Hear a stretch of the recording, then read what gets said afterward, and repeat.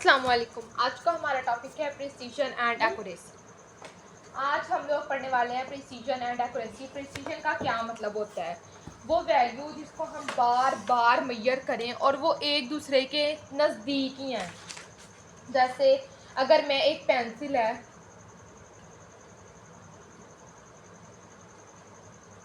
मैंने इस पेंसिल को मेजर किया है, कभी इसकी लेंथ मेरे पास 10.2 सेंटीमीटर आ रही है, कभी मेरे पास इसकी लेंथ 10.3 सेंटीमीटर आ रही है और कभी मेरे पास इसकी लेंथ 10.4 सेंटीमीटर आ रही है।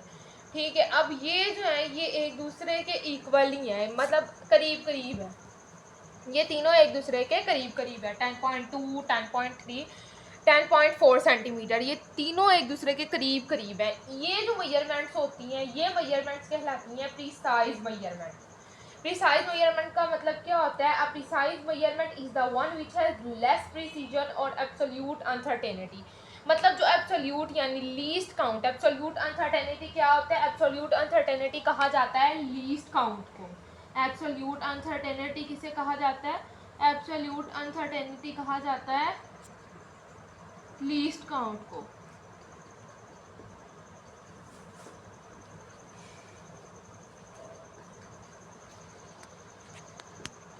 तो जब एक मेजरमेंट उसके लीस्ट काउंट के नज़दीक होती है उस टाइम पे इसे कहते हैं प्रिसाइज मेजरमेंट। यानी कि इन दोनों के अंदर जो इनके अंदर जो मेजरमेंट आ रही है, यानी इनके अंदर जो डिफरेंस आ रहा है वो इसके लीस्ट काउंट का आ रहा है, तो तब ये कहलाएंगी प्रिसाइज मेजरमेंट। इसकी 10.2 है, 10.3, 10.4। अगर हम इसके लीस्ट काउंट की बात करें स्केल के तो वो 0.1 सेंटीमीटर है। तो इसके अंदर 0.1 सेंटीमीटर तक का ही तीनों में फ़र्क आ रहा है। तो ये लीस्ट काउंट है एक पैमाने का, एक मीटर रूल का, एक स्केल का। तो इसके अकॉर्डिंग तो ये क्या कहलाएं? Precise measurement. अब एक और इम्पॉर्टेंट बात कि प्रिसाइज मेजरमेंट्स कभी भी एक्यूरेट नहीं होती। एक्यूरेट ये कभी भी नहीं होंगी। अगर ये एक्यूरेट आ जाए तो फिर इनके अंदर चेंजिंग तो आएगी नहीं ना, फिर तो हर बार 10.2 ही आएगी। अलग अलग मेजरिंग के बाद कभी कभी इसमें चेंज आ जाए और वो चेंज काउंट उस मैयर जिस पैमाने से, जिस इंस्ट्रूमेंट से हम इसको मैयर कर रहे हों उसके लीस्ट काउंट के अकॉर्डिंग हो, उसके लीस्ट काउंट के जितना हो, तो उस टाइम पे ये कहलाती हैं प्रीसाइज मेजरमेंट्स। अब आगे एक्यूरेसी की बात करें कि एक्यूरेसी क्या होता है। An accurate measurement is the one which has less frictional or percentage uncertainty। जिस measurement की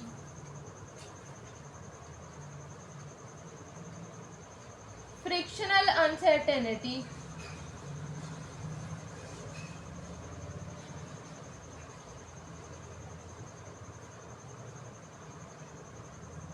और percentage uncertainty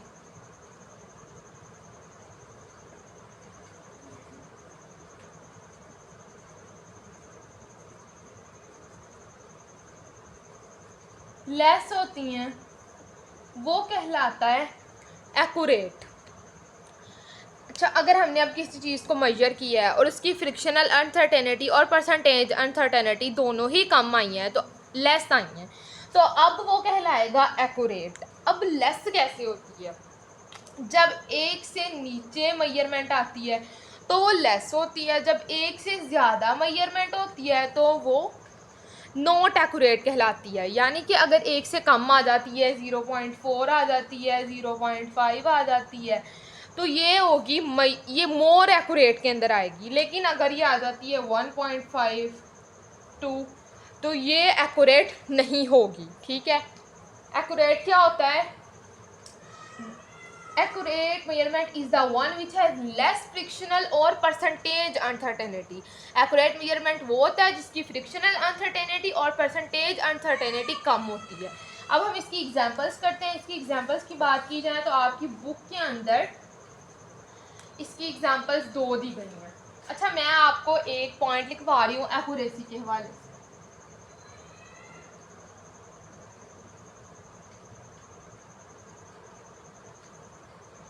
इफ ये आप लोग नोट डाउन करें, आपके काम आएगा। If frictional uncertainty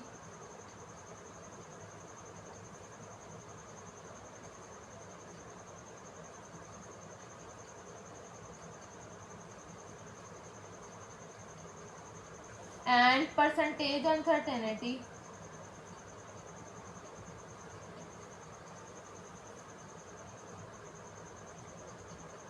having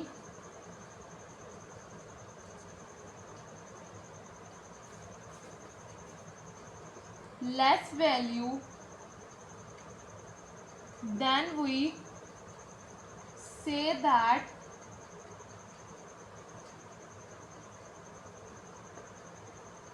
the results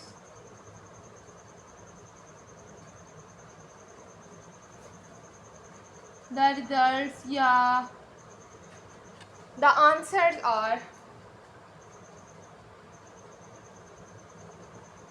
more accurate. अब लेस क्या होता है वो मैंने आपको बताया. लेस होगा जो 1 से छोटा हो यानी 0.5 0.6. अच्छा मैं आपको यहाँ पे लिख देती हूँ कि कौन कौन से होंगे. 0.1 0.2 0.3 0.4 0.5 0.6. ठीक है, ये जो होंगे ये कहलाएंगे लेस मेजरमेंट्स यानी एक्यूरेट मेजरमेंट्स. अब 1 से ऊपर एंड सो ऑन जितने भी होंगे वो सब कहलाएंगे नॉट एक्यूरेट. अब आप लोग ये पॉइंट नोट डाउन करो, ये बहुत इंपॉर्टेंट है और ये एमसीक्यूज़ के तौर पर भी है. ये एक्यूरेसी की डिफ़ाइन भी यही है. आप लोग की बुक के अंदर एक्यूरेट की डिफ़ाइन दी हुई है, एक्यूरेसी की डिफ़ाइन नहीं दी हुई. आप लोग इसी को थोड़ा सा घुमा फिरा के एक्यूरेसी की डिफ़ाइन करेंगे आप. और प्रीसाइज मेजरमेंट की डिफ़ाइन और है, प्रीसाइज की डिफ़ाइन और है. मैं आपको यहाँ पे प्रीसाइज की अब लिखवा देती हूँ. प्रीसाइज मेजरमेंट की हो चुकी है, प्रिसीजन की लिखवा देती हूँ.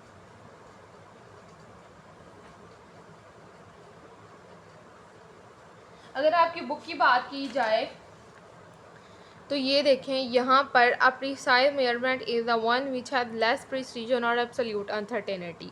ये प्रिसाइज मेजरमेंट की और ये एक्यूरेट की. एक्यूरेसी की मैंने आपको लिखवा दी, अब मैं आपको प्रिसीजन की लिखवा रही हूँ. ये देखें, ये मेरे पास यहाँ पे मैंने आप लोगों के लिए एक बुक बनाई है खुद पूरी, उसके अंदर नोट्स वगैरह भी साथ साथ मैं बना रही हूँ. ये प्रिसीजन की अब मैं आपको डिफ़ाइन लिखवा रही हूँ. आप लोगों ने नोट्स ज़रूर रखने हैं. प्रिसीजन ये साथ ही है refers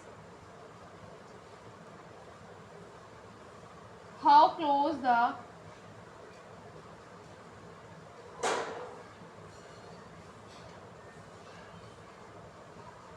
measurement to each other. यानी प्रिसीजन वो टर्म है जिसके अंदर जो वैल्यू होती है ना वो मेजरमेंट की, वो एक दूसरे के क्लोज होती है. Close the measurement to each other यानी उनकी जो आ रही होती है ना पावर्स वो एक दूसरे के करीब करीब आ रही होती हैं.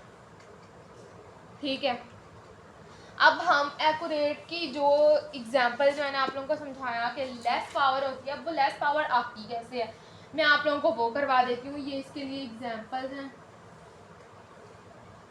अब हमारे पास एक लीस्ट काउंट है मीटर रूल का.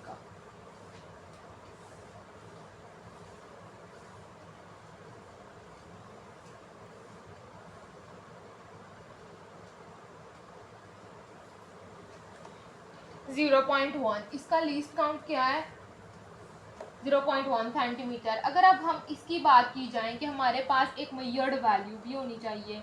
मेजर्ड वैल्यू हम फॉर एग्जांपल कोई भी ले सकते हैं. वो हम अभी लेते हैं आपकी बुक के अकॉर्डिंग अगर लें तो 25.5 सेंटीमीटर है.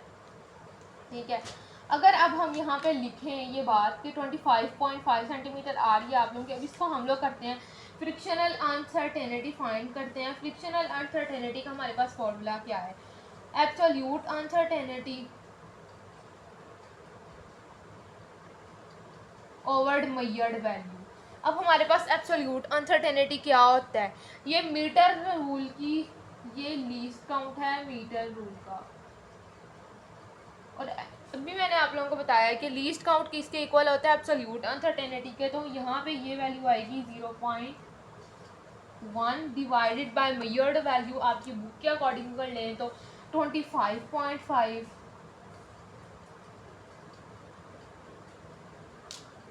ये तो आपको पता है ना कि रेशो में चीज़ हो तो वो एक दूसरे कट हो जाती है, साइंस कट हो गया। अगर आप इसको डिवाइड करें तो जो आप लोगों के कैलकुलेटर के अकॉर्डिंग वैल्यू आती है वो वैल्यू है 3.921 मल्टीप्लाई 10⁻³ मैंने आप लोगों के कैलकुलेटर के अकॉर्डिंग ये वैल्यू इसलिए लिखी है क्योंकि बहुत से बच्चों को लगेगा कि मैं बुक वाली वैल्यू कैसे नहीं आ रही। मैं आप लोगों को बताती हूँ कि बुक वाली वैल्यू कैसी आएगी आप लोगों की। आप लोगों ने यहाँ पे माइनस के अंदर है तो यहाँ पे अब आपके -3 जो है वो ज़ीरोज़ आएंगे, 0.00। ये -3 के अंदर है तो माइनस में ज़ीरोज़ आ गए। 395 से बड़ी वैल्यू है तो राउंड ऑफ हो जाएगा। 5 से बड़ी वैल्यू है, राउंड ऑफ होगा 3 से 4 एंड ये आपका आंसर आ गया। अब अगर हम परसेंटेज अनसर्टेनिटी की बात करें तो परसेंटेज अनसर्टेनिटी भी ऐसे ही आती है। परसेंटेज अनसर्टेनिटी के अंदर सिर्फ ये होता है कि परसेंटेज अनसर्टेनिटी के अंदर हम फ्रिक्शनल अनसर्टेनिटी के आंसर को ही मल्टीप्लाई कर देते हैं 100 से। इसका फॉर्मूला आप लोगों के पास क्या है? परसेंटेज अनसर्टेनिटी के फॉर्मूले की बात की जाए तो वो है absolute uncertainty divided by measured value multiply by 100%। अब हमारे पास सिंपल अगर हम देखें तो हमारे पास ये जो आंसर है इसको हम मल्टीप्लाई कर देते हैं 100% से, हमारे पास इसका आंसर आ जाएगा। अगर हम इसको मल्टीप्लाई करें 100 से तो हमारे पास आंसर आता है अकॉर्डिंग टू योर कैलकुलेटर 0.39%। अगर हम लोग इसी के साथ मल्टीप्लाई कर देते हैं तो फिर तो डायरेक्ट आ जाएगा। अगर आप लोग इसके साथ मल्टीप्लाई करते हो तो फिर आएगा 0.39%। अब आ गया 0.39%। अब हम इसको राउंड ऑफ कर दें 0.9 ना तो 4 हो जाएगा। ये ले, ये हमारे पास इसका आंसर आ जाएगा। अगर अब हम इसको ये देखें कि हमारे पास ये वैल्यू ज़्यादा एक्यूरेट नहीं है, हमें लग रहा है कि ये हमारे पास जो वैल्यू आई है ये ज़्यादा एक्यूरेट नहीं आई है, तो फिर हम लोग इसके अंदर क्या करते होते हैं, फिर हम लोग इसको किसी और पैमाने से, किसी और इंस्ट्रूमेंट से हम लोग इसको करते हैं, सोल्व करके देखते हैं। अगर हमें लग रहा है कि ये भी हमारे पास रियल आंसर नहीं आ रहा है तो फिर हम इसको करेंगे। और जैसे अब मीटर रूल के बाद वर्नियर कैलिपर आएगा, वर्नियर कैलिपर के बाद आप लोगों के पास आ जाता है स्क्रू गेज। इसके आगे भी बहुत से जो हैं वो इंस्ट्रूमेंट्स पाए जाते हैं। अगर अब हम इसको वर्नियर कैलिपर में करके देखें तो बहुत से बच्चों को लगेगा कि वर्नियर कैलिपर के अंदर आंसर ज़्यादा एक्यूरेट आ सकता है, लेकिन अगर आप अपनी बुक के अंदर ही दी हुई नीचे वाले एग्जाम्पल को देखो तो उसका आंसर 2% आ रहा है। जैसा मैं आप लोगों को पहले बता चुकी हूँ कि अगर जो 1 से कम आंसर आता है, 1 से कम आंसर आता है तो वो एक्यूरेट होता है। अब ये दोनों एक्यूरेट है ना, क्योंकि ये 0 में आ रहे हैं, ये 0 के अंदर आ रहे हैं, तो ये एक्यूरेट हुए। अब जो आपकी बुक की बात की जाए, इसके अंदर एक जो दूसरी एग्जांपल है वो आप लोगों को करवाई है इन्होंने। ये इसको ये देखें, यहाँ पे 0.1 डिवाइडेड बाय 0.45 सेंटीमीटर है और इसका आंसर 0.02 है। पहले तो आंसर है, लेकिन जब हम परसेंटेज फाइंड करते हैं तो 2% आ जाता है, तो वो आ गया वो 2%। अगर अब हम 2% की बात करें तो ये तो 1 से बड़ा हो गया ना, तो ये तो मोर एक्यूरेट नहीं है, ये तो मोर एक्यूरेट हमारे पास आंसर्स है ना, लेकिन ये मोर एक्यूरेट नहीं है हमारे पास। ये है, हमें ये बताया गया है कि इसके अंदर इतनी अनसर्टेनिटी है, लेकिन इसके अंदर तो उन्होंने डायरेक्ट कह दिया कि 2% हमारे पास अनसर्टेनिटी है इस आंसर के अंदर। अब हमें ये तो 1 से बड़ा हो गया, तो हमारे पास ये मोर एक्यूरेट आंसर तो नहीं आया ना। तो अगर अब हम ये देखें कि हम लोग बिल्कुल अकॉर्डिंग टू इसके चलें तो ये नहीं है। वर्नियर कैलिपर एक इंस्ट्रूमेंट है छोटे लेवल पे मेजर करने के लिए, लेकिन वो हर चीज़ या हर वैल्यू को मेजर करने के लिए ठीक नहीं है। उसकी भी एक हद है, वो एक स्पेसिफिक चीज़ को मेजर करने के लिए, स्पेसिफिक मेजरमेंट को चीज़ करने के लिए यहाँ पे हमने जो हमारे पास पेंसिल की जो थी अगर हम पेंसिल के अकॉर्डिंग करें, हम पेंसिल की बात करें,